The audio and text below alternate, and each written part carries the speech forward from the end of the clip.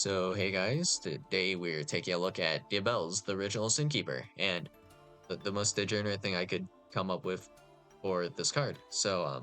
If a Sinful Spoils card is in either player's graveyard, you can special summon this card from your hand. You can only special summon Diabellze, the original Sin Keeper, once per turn this way. Your opponent must set a spell/trap card before activating them. If a spell/trap becomes set on the field while this card is in the monster zone, except during the turn step, you can target one card you control and one card your opponent controls, destroy them. So today we're going to mostly be focusing on the going first applications because there's not really much application for Diabellze aside from going first, but I guess going second, it would be decent as back row removal potentially. So first things first is we have to be able to special summon likely Diabellze because there's no way I'm normal summoning Diabellze, right? So if you have a Sinful Spoils card, or your opponent has one, you can special summon Diabellze. Is there a reasonable way to do this? Add one Diabellze star monster from your deck or graveyard to your hand. So this only has the target of Diabellze star, so not necessarily that useful. Exception of the Sinful Spoils, this would count. If this were in the graveyard, we would be able to special summon this from the hand, I suppose.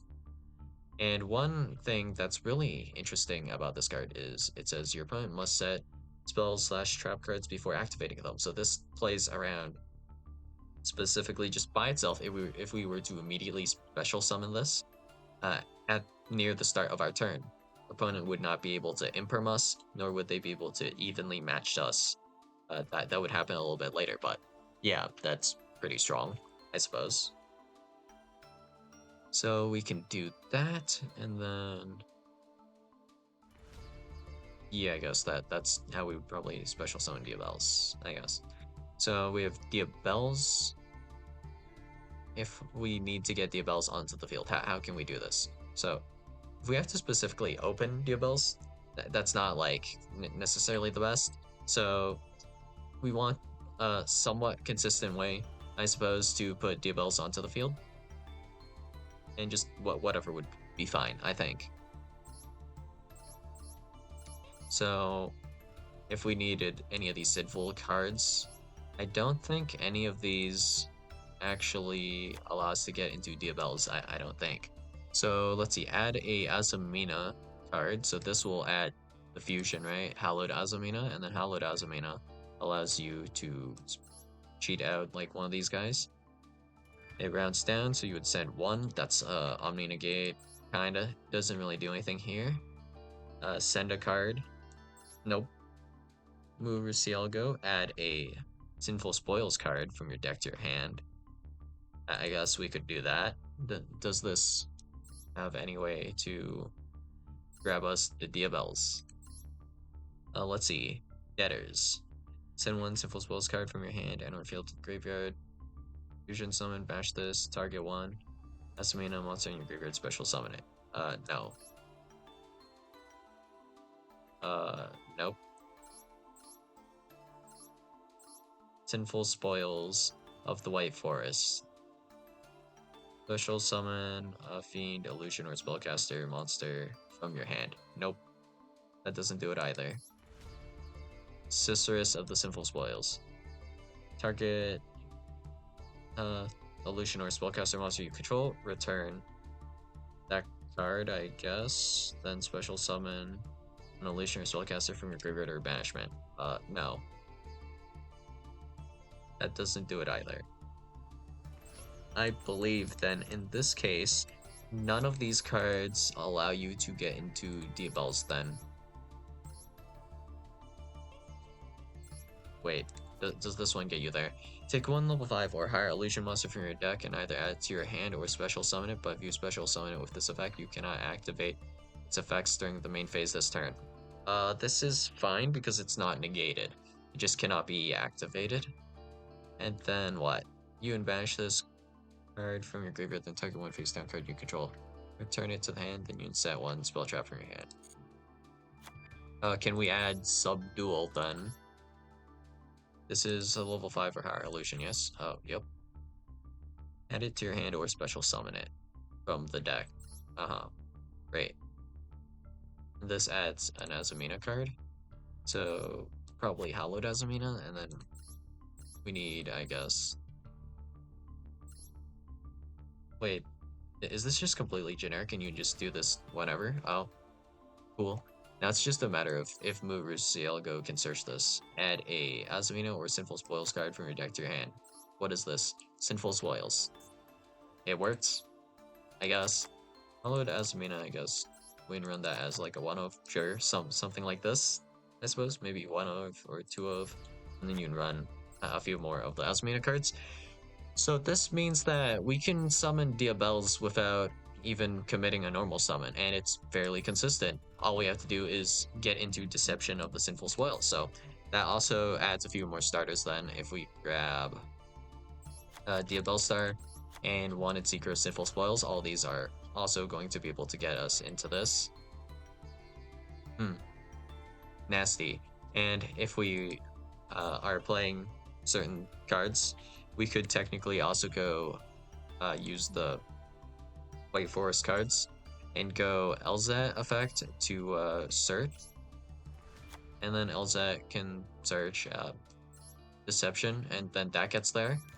And there's also Tales of the White Forest being able to add Elzat, so that's potentially 6 more cards that could kind of get there. So that's most of what we want here, I suppose. And then after this, the next thing we want to do to finish off our opponent and make their life miserable is we summon this bad boy, Dark Samorg. So we have a few ways we can summon this, I guess. While face up on the field, this card is also a wind attribute. If this card is in your hand, you can banish 1 dark and 1 wind monster from your graveyard, special summon this card. If this card is in your graveyard, you can banish 1 dark and 1 wind monster from your hand, special summon this card. And the effect we care about here is your opponent cannot set cards. So, but let's real quick recap on what Diabellze does. So we're going to just read this. Your opponent must set spell trap cards before activating them. Your opponent can now not set cards. What does this mean? It means your opponent is not able to activate spells or traps. That's what it means. What you would be able to do technically is you would be able to place a spell trap. That would still be technically possible.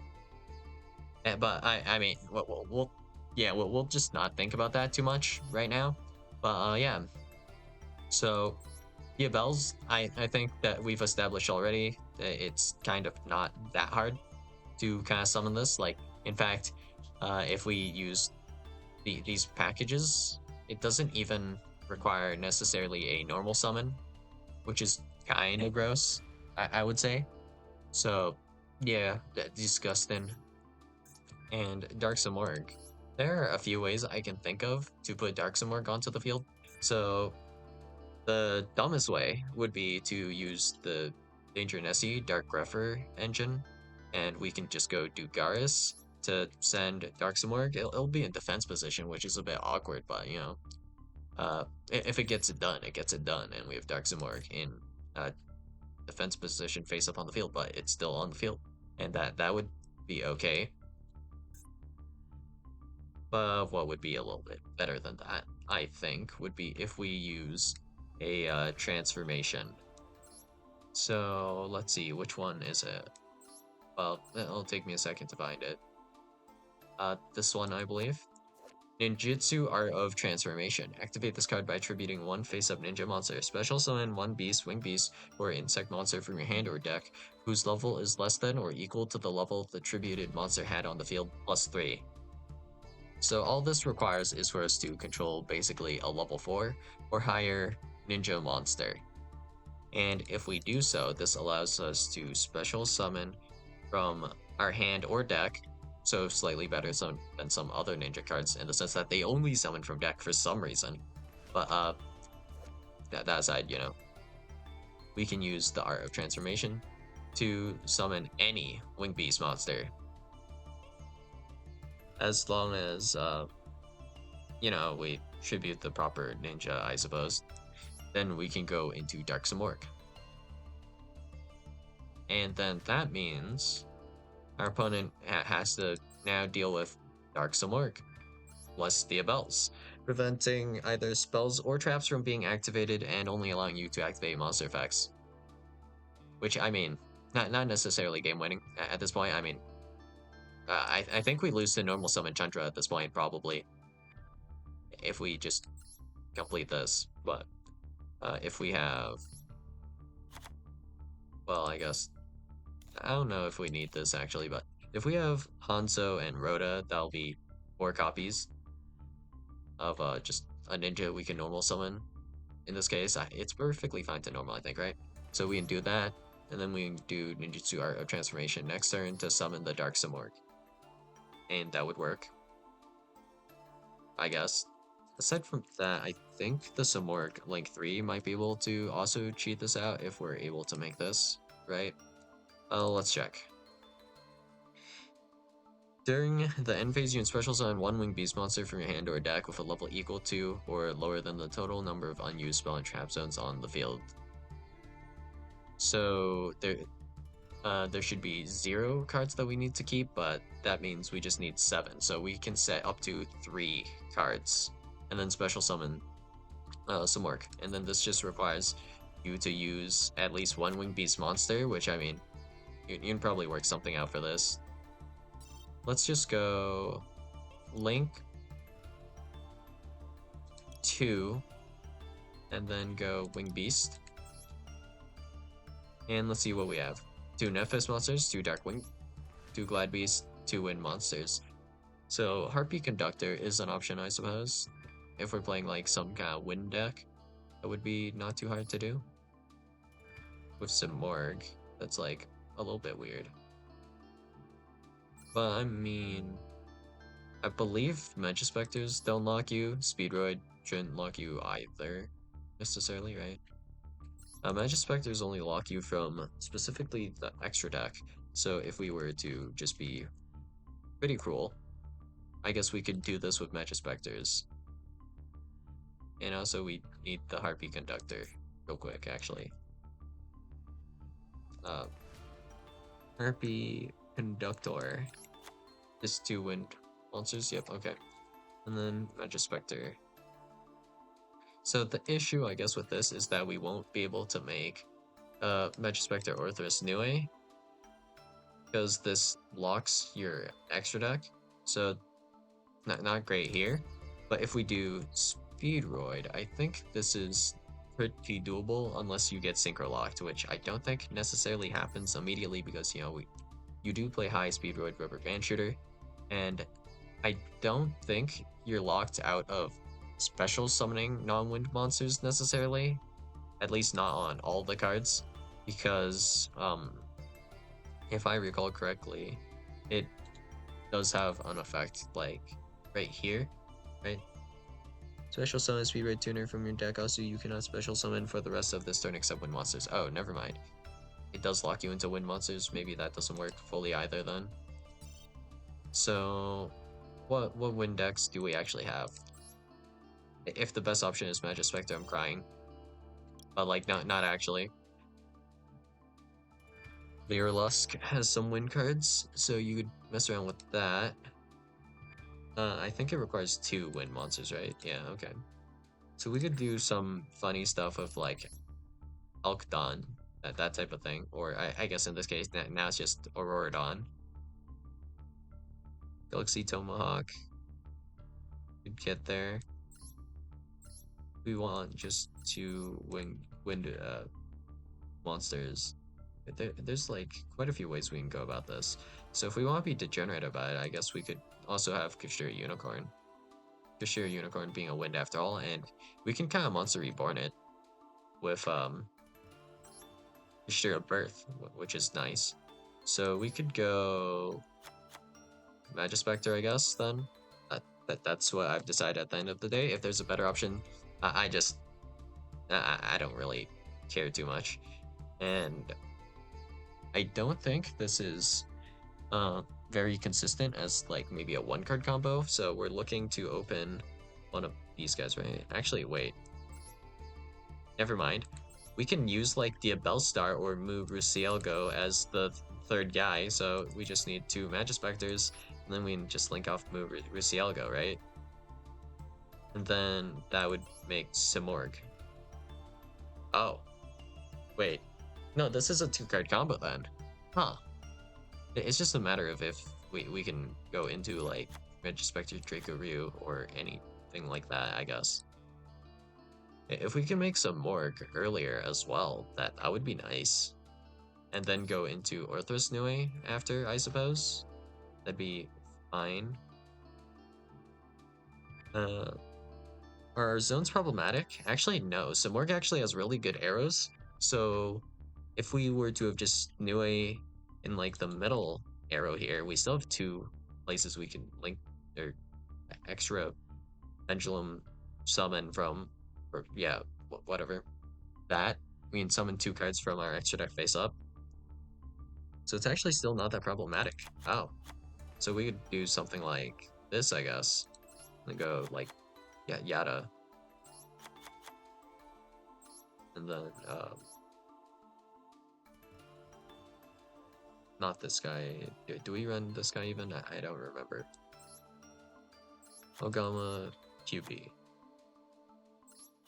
And then 3 of these. And then a few of these. Not that one. I guess we could technically grab this. And then I think it was this card. So something like this, and then we throw in some hand traps, or maybe like Terror Top, Pekka Tomborg. But we're already running Unicorn, so we don't necessarily have to do that, I guess. So just something like this, and technically with the Diabellze Star, we could send one of our spell traps like the Magispector Tempest. Oh, but we can remove that now. Okay, we can send Magispector like Tempest for Diabellze to grab Subdual or whatever. And then we can just get rid of the Diabellze, I guess.